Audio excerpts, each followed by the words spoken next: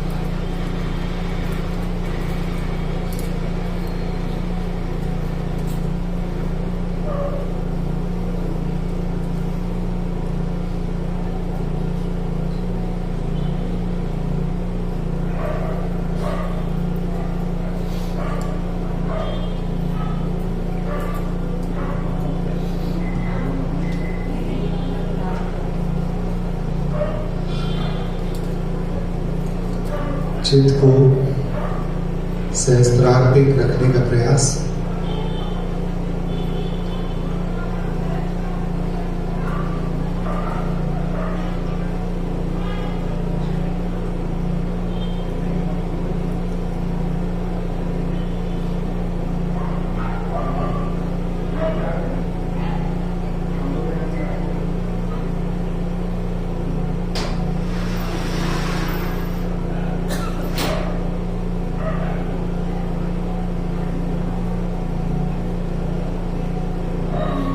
तीनों महामंत्र।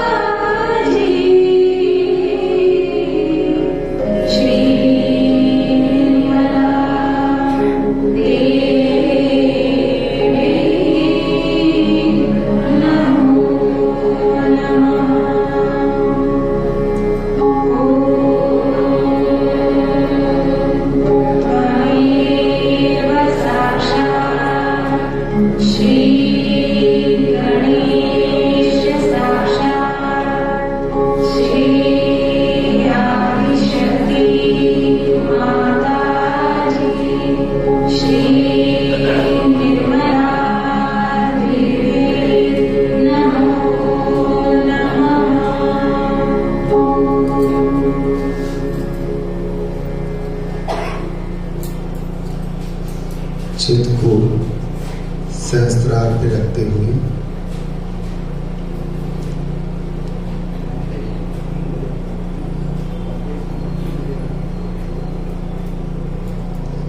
श्री माता जी से पूजन से पहले पूर्ण हृदय से भक्ति का दान हमें मांगना चाहिए। चित को सहस्त्रार पे रखते हुए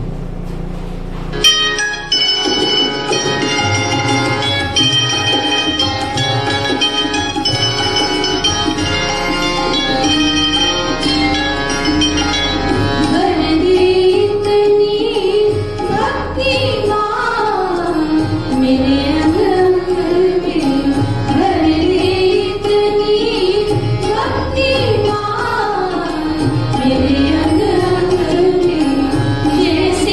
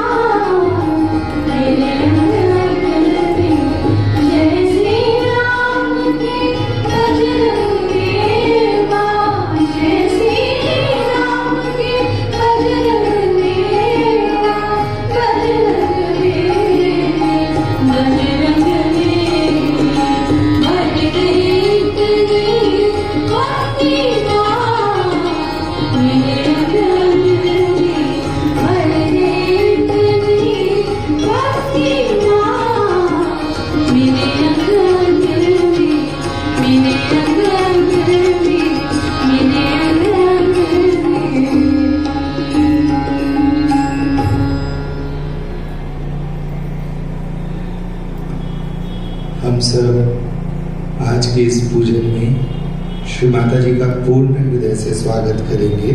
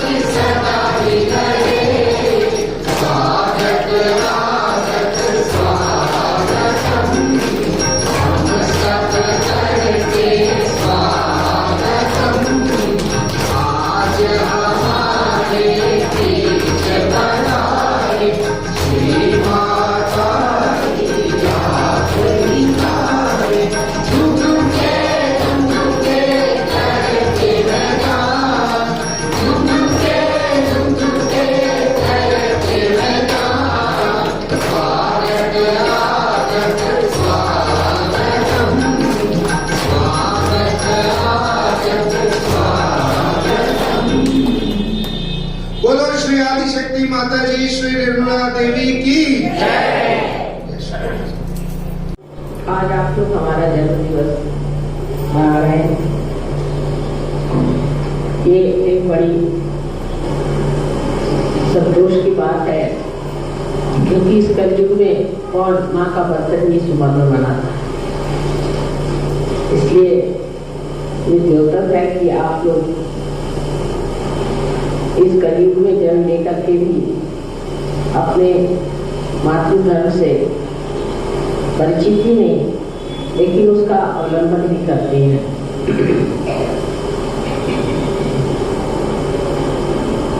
इस उम्र में तो जन्मदिन मनाना माने एक एक साल घटता ही जा रहा है और बहुत से काम करने के बचे हुए हैं। बहुत से अभी कार्य मुझे दिखाई दे रहे हैं जो कि अधूरे से है, उन पर मेहनत करनी होगी, ध्यान देना पड़ेगा, तभी वो पूरी तरह से आएगा।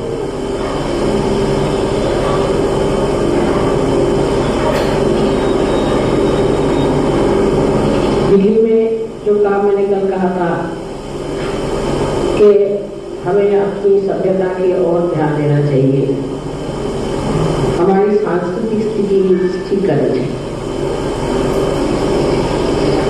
और तीसरी बात जो बहुत महत्वपूर्ण है वो ये कि हमारी जो आर्थिक उन्नति है उसकी ओर हमें ध्यान ही नहीं देना चाहिए। पर जैसे कोई एक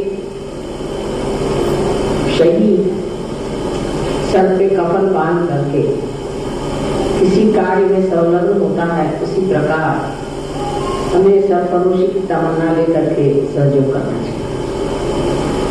जब तक ये हमारे अंदर बात आती नहीं, तब तक सहयोग सिर्फ हमारे ही लाभ के लिए है। इससे हमें क्या फायदे हुए, इससे हमने क्या क्या सुख उठाया, यही सब मैं सुनती रही। इससे हमारा जो कुछ भी लाभ हुआ है, जो भी हमारा अच्छा हुआ है, वो एक वजह से, एक कारण से हुआ है कि हमने अपनी आत्मा को प्राप्त कर। लेकिन प्रकाश जब आपके अंदर आ गया, जब आप दीप हो गए, तब दीप को आप कहीं छिपा के नहीं रख सकते। दीप को आपको उभार कर रखना चाहिए। और सहयोग के बाद मैंने कहा कि समाज के और उन्मुख है यही सहयोग। जो प्रकाश फैलता नहीं, ऐसे प्रकाश का कोई भी उपयोग नहीं। तो हर सहयोगी को सोचना चाहिए कि मैंने कौन से दायरे में, कौन से अंदाज से सहयोग फैला है। पहले तो अपने व्यक्तित्व में विशेषता आ जाए, और उस विशेषता को पाने पर मैंने कितने व्यक्तियों को चमत्कृत किया। आज कोई सा भी आप कार्य हाथ में ले लीजिए किसी भी देश में, तो पहला सवाल उठता है कि यहाँ की मानव स्थिति क्या है, इनमें कौन से दोष है, इनकी कौन सी कंडीशनिंग है, इनके अंदर कितना अहंकार है, उसका मापदंड देखा जाता है। और फिर सोचते हैं कि ये कार्य होगा या नहीं। सबसे बड़ा प्रश्न है मानव की संख्या कितनी भी बड़ी हो, लेकिन अगर उसकी स्थिति ठीक न हो तो कोई सा भी कार्य संपन्न ठीक से हो नहीं सकता।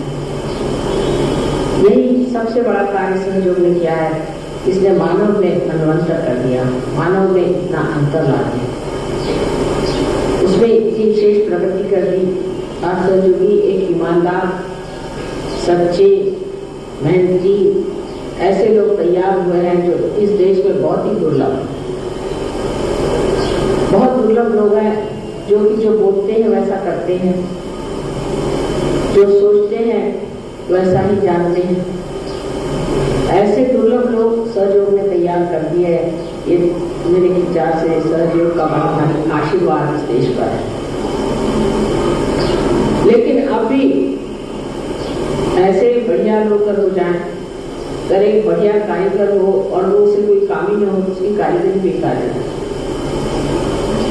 तो हर एक सहयोगी को यही सोचना चाहिए कि मैं क्या कारीगरी कर सकता हूँ, पर वो भी अपने शरीर की तकलीफें, अपने आराम की बात पहले सोचें।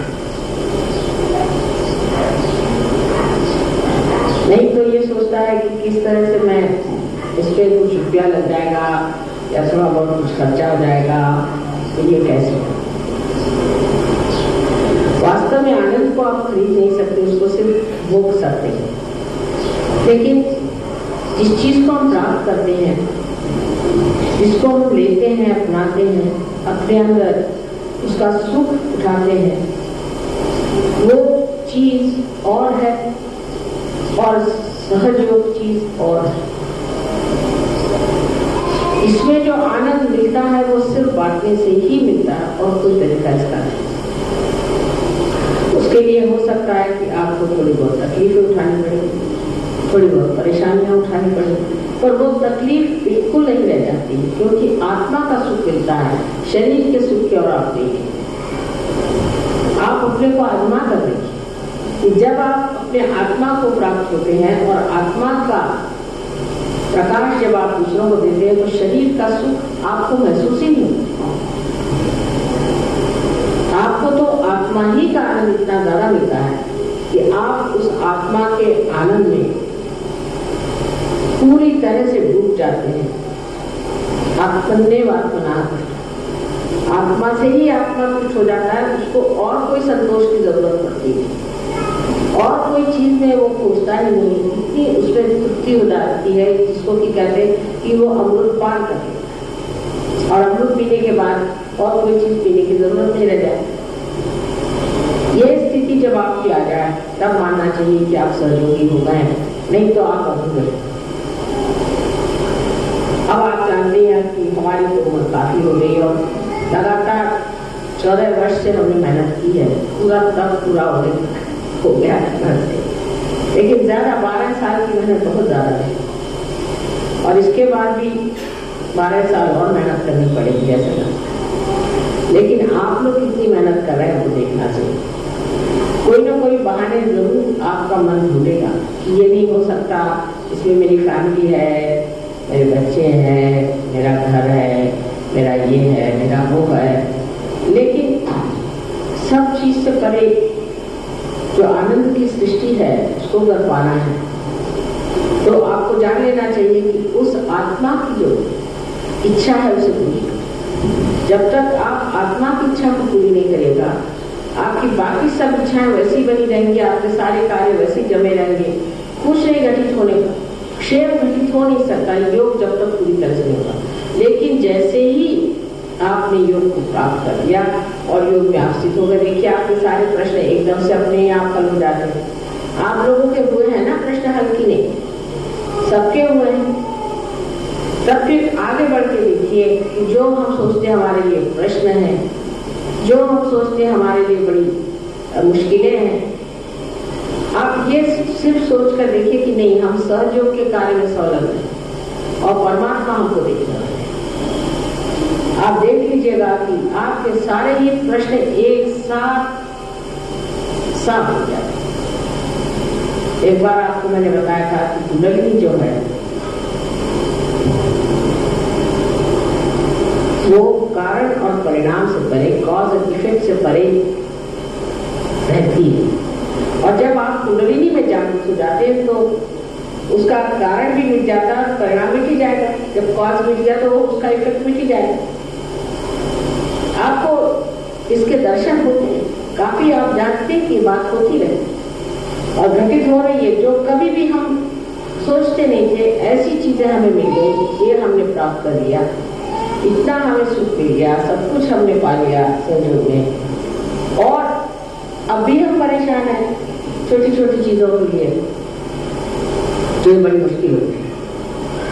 क्योंकि अब तो कम से कम हमको सोच लेना चाहिए कि हमने कितना इसमें सुख, कितना आराम, कितनी सुरक्षा पाई है। और यही सहयोग जब हम दूसरों को देते हैं तो वो भी इसको पा सकते हैं। लेकिन जब हम दूसरों को देते हैं तो हम इसको बहुत अधिक पाते। हमारे लिए हजारों परमात्मा के दूत लगे हुए, न जाने करोड़ लोगों के हाथ, करोड़ लोगों की शक्तियां सारी आपके पीछे लगेंगी। एक आदमी खड़ा हो जाता है कि मुझे सहयोग का कार्य करना है, न जाने कहां से चीजें जुड़ती जाएंगी, न जाने कहां से इंतजाम होते जाएंगे, न जाने कैसे ये सब चीज हो जाएगा, हो जाएगा। लेकिन पहले आप पूरी तैयारी करें, क्योंकि आप में जो देवताएं बैठी हैं वो सब जानते हैं कि आप क्या हैं, आप कितने सच्चे हैं, कितने झूठे हैं, आप अपने कितने ऊपर हैं और कितने नीचे हैं, सब चीज वो जानते हैं। और जब तक वो ये जानते हैं कि आप अभी पूरी तरह से संलग्न नहीं है, वो आपकी मदद नहीं करते। लेकिन जैसे ही वो समझ जाते हैं कि नहीं, ये सिर्फ अपने स्वार्थ और अपने ही लाभ के लिए नहीं आए हैं, लेकिन ये सहयोग करने आए हैं और सहयोग जो कि समाजोन्मुख उसको बढ़ावा देने आए हैं, तो आपको आश्चर्य होगा कि चारों तरफ से वर्षा होता आशीर्वाद, चारों तरफ से जैसे सुगंधित वातावरण होकर के आपको ऐसा लगता है हल्का हल्का, जैसे कुछ बोझा नहीं मेरे सर पे, अब सब काम हो जाए और अपने आप सब सामान उस स्थिति में हमें आना चाहिए। तब आप देखिए हर आदमी बहुत कार्य कर सकता है और बहुत बढ़ा सकता है। मैं जानती हूँ कि अभी दिल्ली में काफी मेहनत हम लोगों को व्यक्तिगत भी करनी और फिर उसके बाद सामूहिक, और हो सकता है कि आप लोग सब अपने पड़ोसी रिश्तेदार सबसे इसकी बात कर सकते हैं, सबको बुला सकते हैं और कह सकते हैं। हिंदुस्तान में ये व्यवस्था बहुत अच्छी है कि हमारे बच्चे हैं, हमारे रिश्तेदार हैं, हमारे पहचान वाले हैं, सबसे हम ये बात कर सकते हैं। हो सकता है उनमें से 2 ही 4 इसको माने, लेकिन जब वो आपकी स्थिति को देखेंगे, जब जानेंगे कि आप में कितना खतरा है, तो वो जरूर प्रयत्नशील होंगे, कुछ तो होंगे। इस प्रकार आप सहयोग को पूरी तरह से बढ़ा दे सकते। हर इंसान, वो चाहे स्त्री हो, पुरुष हो, बच्चे हो, हर इंसान जब इस प्रकाश को प्राप्त करता है तो उसका अधिकार है कि वो योग में स्थित हो, लेकिन उसका कर्तव्य है कि वो योग प्रदान करे। आपके पास शक्ति है, आपके पास सब कुछ है, और तब भी अगर आपने योग प्रदान नहीं किया तो ये कहाँ तक इसकी संगत होगा, मैं नहीं कह सकता।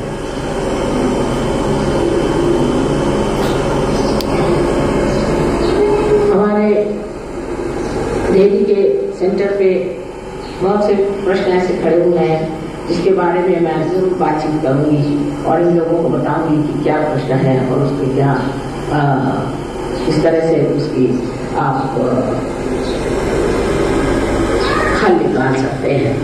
वो मुश्किल काम नहीं, लेकिन जो हम मन से सोचते हैं, विचारते हैं और जिस तर्कों को हम करके किसी एक इरादे को पहुंच भी जाते हैं, तो भी हम जब तक पूरी तरह से अपने में हमसा चक्र को जीत ले, मैंने हमारे अंदर डिस्क्रिप्शन जब तक ना आए, जब तक हमारे अंदर ये सुबुद्धि ना आ जाए, जब तक हमारे अंदर पूरी तरह से कोई चीज अच्छी है या बुरी है, कोई चीज सहयोग के लिए लाभदायक है या नहीं है, ये समझने की सूक्ष्म बुद्धि हमारे अंदर जब तक नहीं आ जाए, समझ ना आ जाए, तब तक सहयोग आप हो पाया। और वो समझ कैसे आती है? कोई पूछता कैसे आती है? तुम्हें साइकिल चलाना कैसे आती है? जब तुम चलाने लगे। मोटर चलाना कब आती है? जब तुम चलाने लग जाओ। इसी प्रकार ये सूक्ष्म बुद्धि कब आती? जब आ जाती है। कैसे आती है? तो तटस्थता से आप साक्षी स्वरूप होकर हर एक चीज को देखना शुरू कर दें, ध्यान करें और अपना समय ज्यादा सहयोग के विचार में बिताए तो आ जाएगी। लेकिन कब आएगी, कैसे आएगी, ये तो जब होगा तभी होगा, और इसलिए वो चीज अभी तक हमारे अंदर तक नहीं आई है तो हमें उस पर और अग्रसर होना चाहिए। इसलिए मैंने कहा कि अब जरा कोशिश जोर में, बहुत जोर में कोशिश करें। मैंने इनसे कहा था कि पूजा में बहुत ही ऐसे लोगों को बुलाइए जो वास्तव में कुछ बात और जीवन भेजा बच्चे जो कोई पा सकता है उसको देना आपका परम कर्म। हर जन्मदिन के दिन आप कोई न कोई एक नया निश्चय करें। और मेरी समझ में अब आ रहा है कि मुझे भी एक नया निश्चय कर लेना चाहिए। और नया निश्चय जो है कि वो हमने जो विश्व धर्म बनाया है, जो हमने विश्व धर्म की स्थापना की, जिसको हम मानते हैं, उसकी मर्यादाओं में जो नहीं रहता उसे सहयोगी कहलाने का अधिकार नहीं। ऐसा मैंने सोचा है कि एक नया निश्चय हम लोग, जो इसकी मर्यादाओं में रहता है वही इस धर्म का पालन करने वाला हो सकता है। जो विश्व धर्म को मानता है वो अगर इसमें नहीं रहे तो उसको हम सहयोगी मानने को तैयार नहीं। जैसे कि कोई समझ लीजिए सहयोगी है और वो डाउरी लेता है तो वो सहयोगी नहीं हो सकता। कोई है वो जाति पाति विचार रखता है, वो सहयोगी नहीं हो सकता। कोई ऊंच नीच विचार रखता है, वो सहयोगी नहीं हो सकता। तो आज मैंने यही निश्चय किया है कि आज से जो भी कोई इंसान अपने को सहयोगी कहलाएगा उसमें विश्व धर्म की पूरी कल्पना होनी चाहिए। इतना ही नहीं कि कल्पना में हो, लेकिन उसके आचरण और व्यवहार में अगर ये बात नहीं हो, समझ लीजिए किसी सहयोगी ने इस तरह की हरकत की तो उसको सहयोग में रहने का अधिकार नहीं है, उसको करना चाहिए।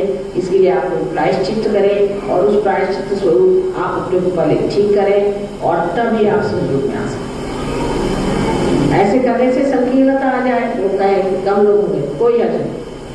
भगवान के दरबार में भी बहुत कम जगह बची हुई, आपको पता नहीं है वहां कितने लोगों को आप उसेड़िएगा, नर्क में भी जगह नहीं लगे तो कहीं बीच में ही लटका के लोगों को रखना पड़ेगा। इसलिए जो आधे अधूरे लोग हैं, जो कहीं के न रहे, ऐसे लोगों को सहयोग में नहीं आना चाहिए। एकांत में परेशान करने से कोई फायदा नहीं। सहयोग में आए वो सहयोग की मर्यादाओं में रहे, उसका अपने आचरण में लाए, उसको अपने व्यवहार में लाए, अपने अड़ोसी पड़ोसी सबको उसके बारे में पूरी तरह से बताएं और ये कहें कि हम विश्व धर्म में विश्वास करते हैं और हम किसी भी धर्म में विश्वास नहीं करते।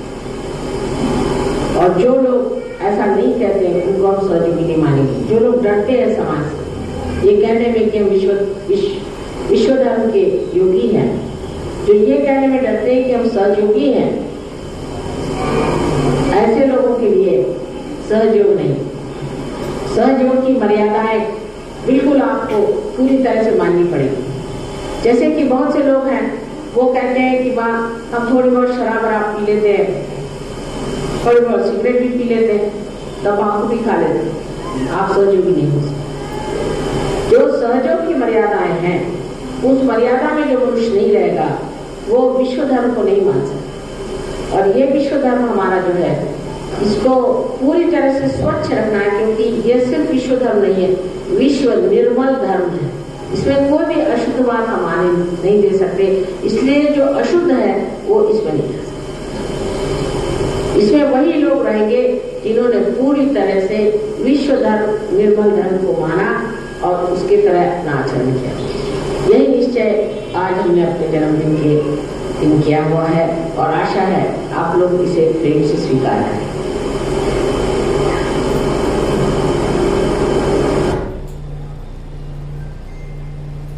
यश माता जी।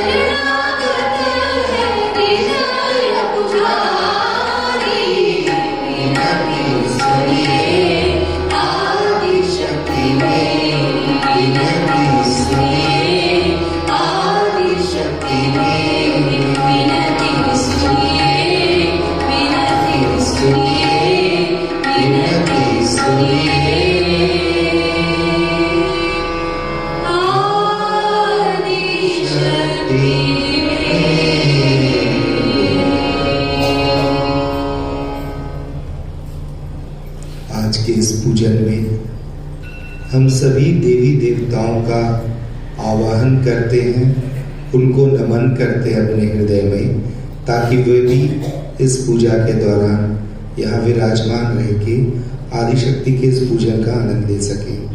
तो हम सब सभी देवी देवताओं का आवाहन करेंगे।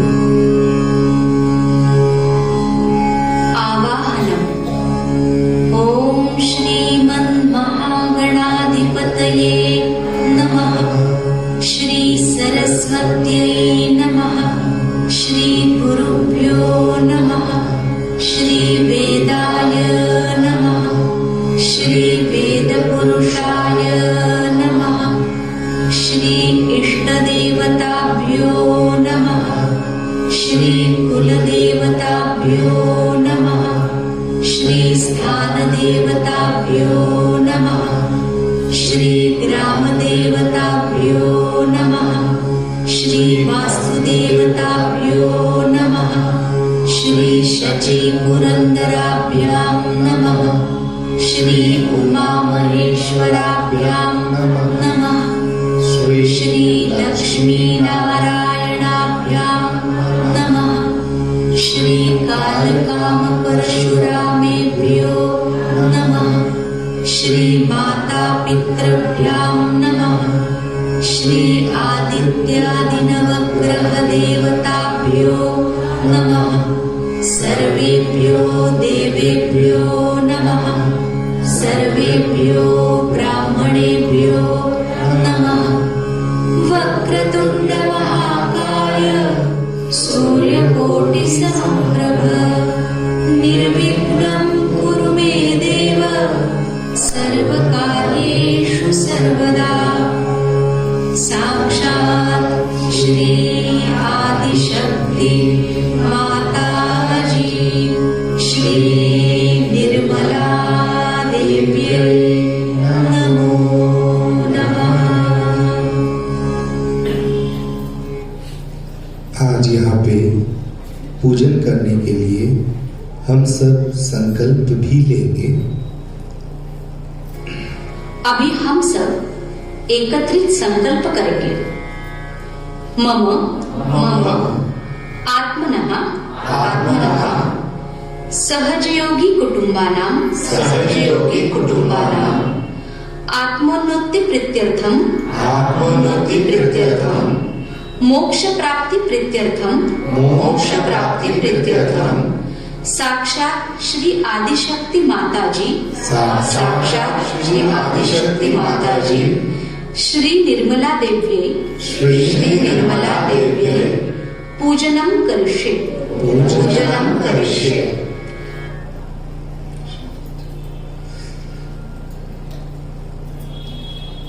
हम सब कलश पूजन करेंगे। कलश पूजन के लिए एक कपल आगे आ जाए।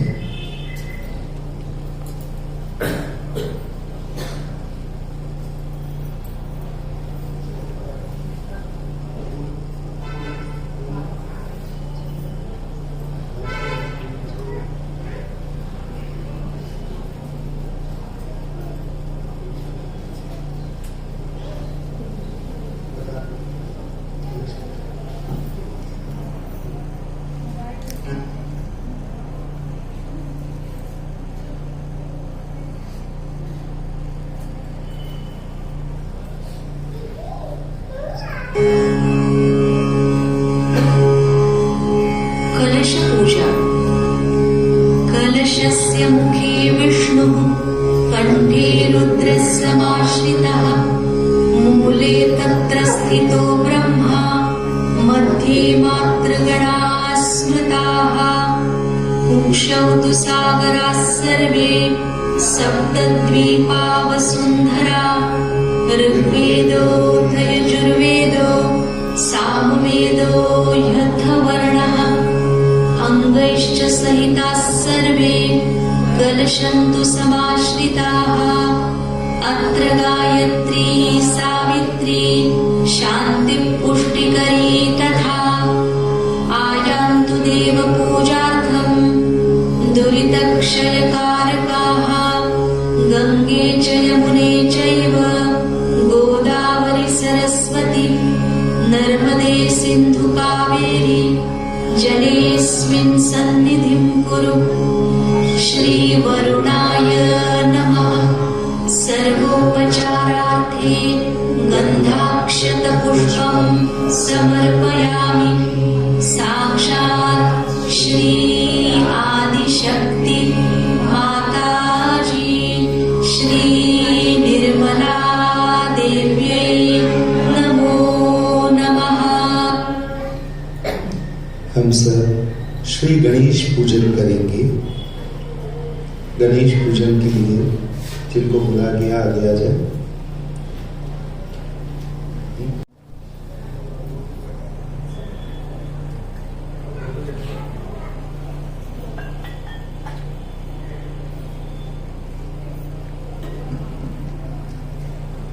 पहले युवा शक्ति में जो बैठे हैं वो आ जाए।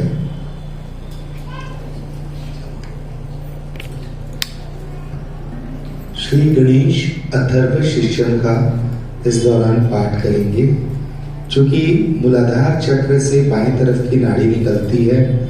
तो ये पाठ जब होता है तो बायां हाथ श्री माता जी की तरफ रख के दायां हाथ हम धरती पे भी रख सकते हैं, या चित सहस्त्रार पे रखते हुए दोनों हाथ श्री माता जी की तरफ। श्री गणेश अथर्व शीर्षक।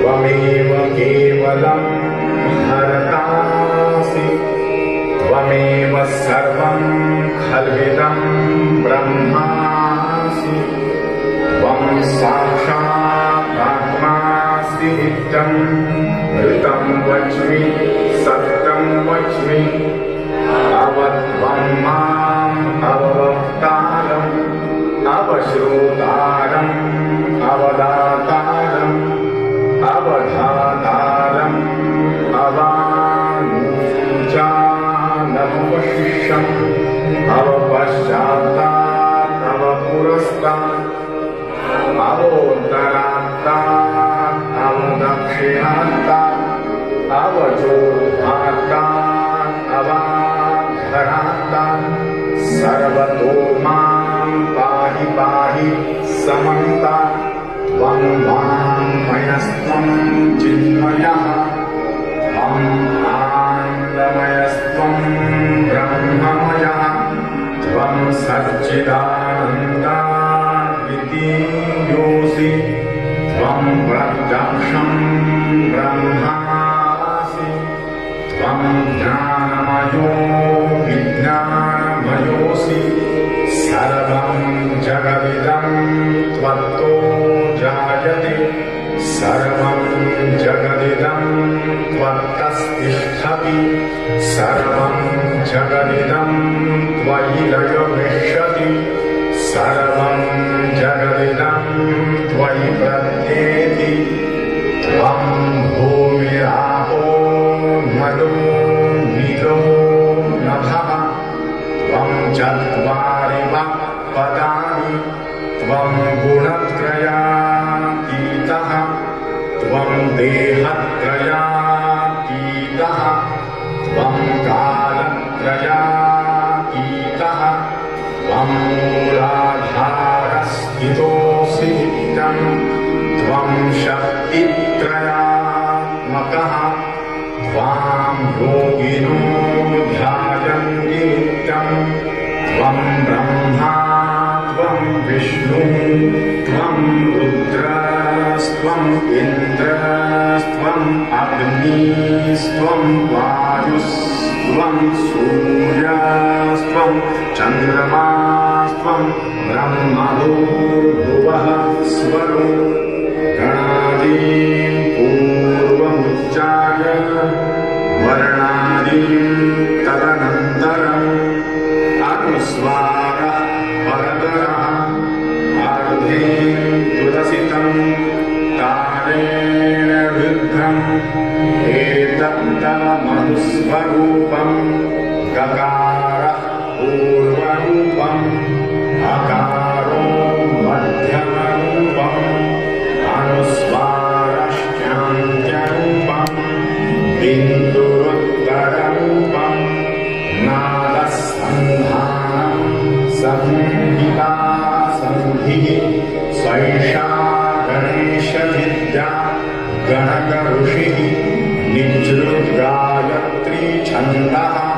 गणपतिर्देवता ॐ गं गणपतये नमः एकदन्ताय विद्महे वक्रतुण्डाय धीमहि तन्नो दन्ती प्रचोदयात् एकदन्तं चतुरहस्तं पाशमङ्कुशधारिणं रदं च वरदं हस्तैर्बिभ्राणं मूषकध्वजं रक्तं लम्बोदरं शूर्पकर्णकं रक्तवाससं रक्तगन्धानुलिप्ताङ्गं रक्तपुष्पैः सुपूजितं भक्तानुकम्पिनं देवं जगत्कारणमच्युतं आविर्भूतं च सृष्ट्यादौ प्रकृतेः पुरुषात् परम् एवं ध्यायति यो नित्यं स योगी योगिनां वरः नमो व्रातपतये नमो गणपतये नमः प्रमथपतये नमस्ते अस्तु लम्बोदरायैकदन्ताय विघ्ननाशिने शिवसुताय श्रीवरदमूर्तये नमो नमः। शक्ति माता जी श्री निर्मला देवी नमो नमः।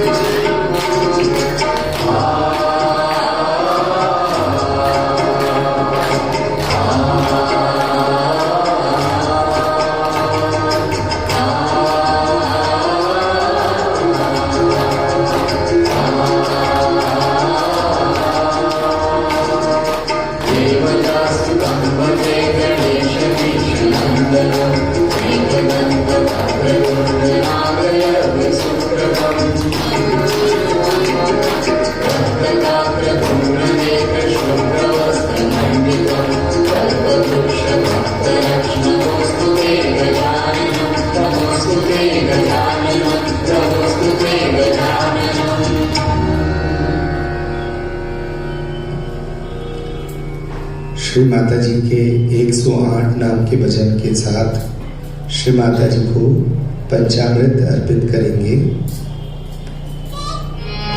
इसमें सब जेंट्स आ जाए।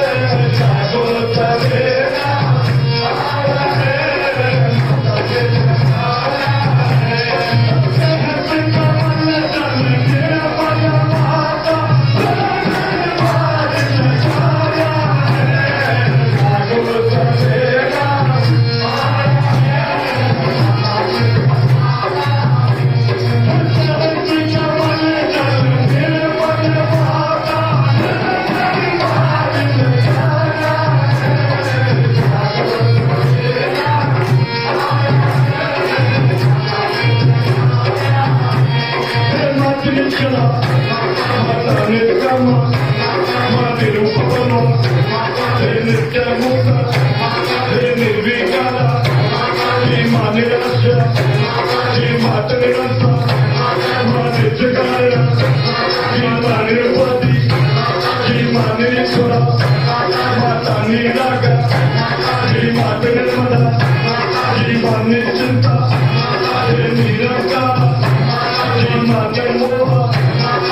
Hare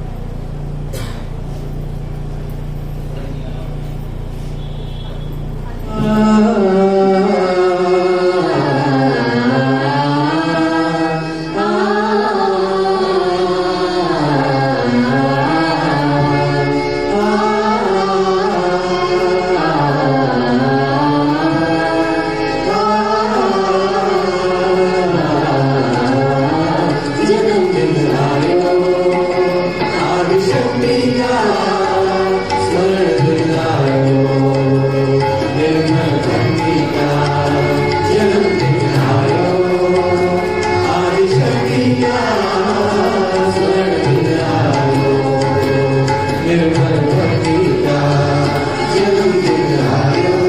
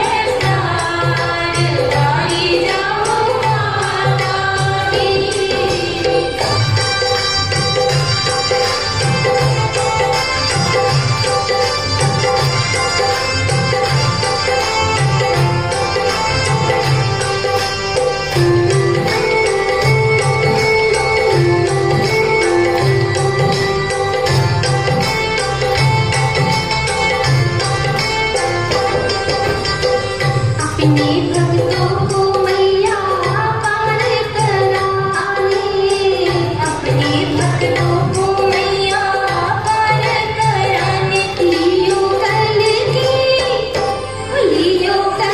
की रूप अवतार, तारी जाओ माता की। लियो कल की रूप अवतार, तारी जाओ माता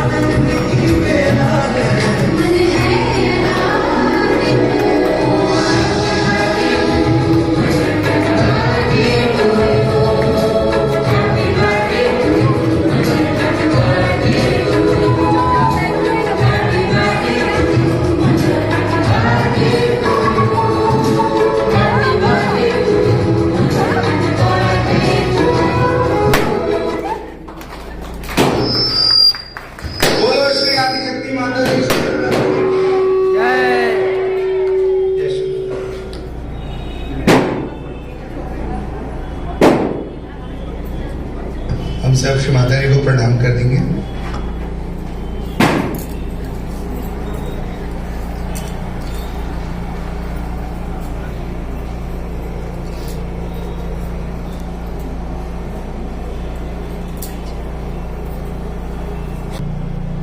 श्री माता जी से एक प्रार्थना।